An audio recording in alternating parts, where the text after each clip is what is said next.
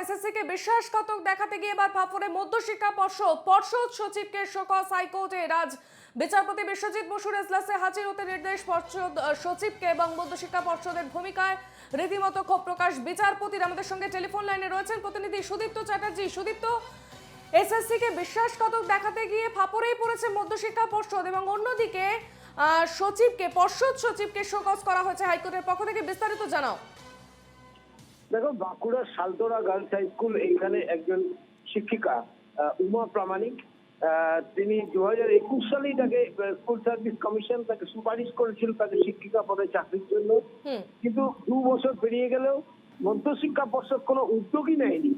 তো এই ব্যাপারে তিনি দ্বারস্থ হয়েছিলেন হাইকোর্টের বিচারপতি বিশ্বজিৎ বসুর এজলাসে। সেই শুনানিতে মধ্যশিক্ষা পর্ষদ কিন্তু প্রাথমিকভাবে জানায় যে এসএসসি কোনো রিপোর্ট বা সুপারিশ তাদের করেনি, এসএসসি সম্পূর্ণ মিথ্যা তথ্য দিয়ে বিভ্রান্তি ছড়াচ্ছে।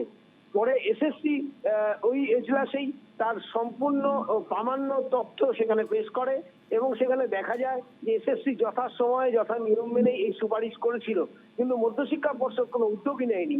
তখন ফের মধ্যশিক্ষা পর্ষদকে এবার এই ব্যাখ্যা তলব করার জন্য শোকজ করেছে মধ্যশিক্ষা পর্ষদের সচিবকে বিচারপতি বিশ্বজিৎ বসু এবং আজ সরাসরি হাজিরা দিয়ে বিচারপতি বিশ্বজিৎ বসু এজলাসে সেই ব্যাখ্যা দেবেন মধ্যশিক্ষা পর্ষদের সচিব কেন এই ধরনের ঘটনা বা এই ধরনের গাফিলতি হয়েছে।